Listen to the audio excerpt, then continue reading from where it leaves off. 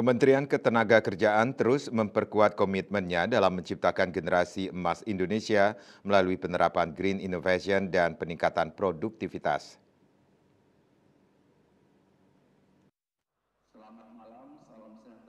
Hal tersebut diungkapkan Menteri Ketenagakerjaan Republik Indonesia Profesor Yasirli dalam pertemuan para insan manajemen mutu tersebut bertajuk Temu Karya Mutu dan Produktivitas Nasional TKMPN ke-28 National Quality and Productivity Convention NQPC. Dalam sambutannya secara virtual, pihaknya menegaskan upaya ini sejalan dengan visi pemerintah membangun sumber daya manusia unggul yang mampu bersaing di pasar kerja global serta mendukung pembangunan berkelanjutan.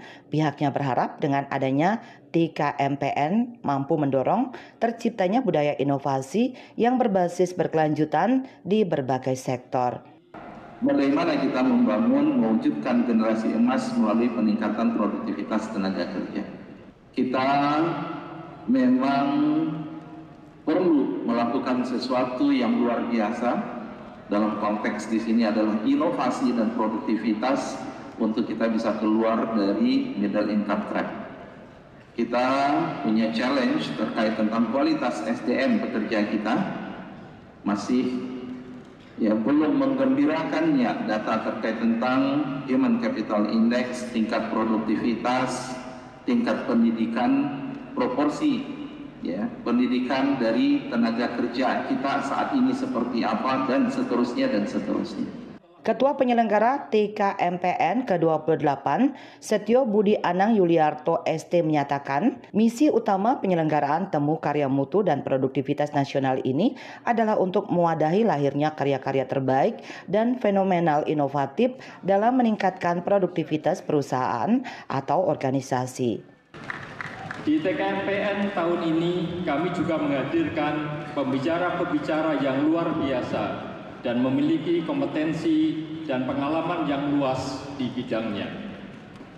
Selain itu, seperti biasanya, tentunya presentasi dari masing-masing tim di tiap stream bisa kita gunakan sebagai sarana sharing inovasi antar perusahaan dan juga sarana pembelajaran yang sangat bagus buat mewujudkan generasi emas di masa mendatang.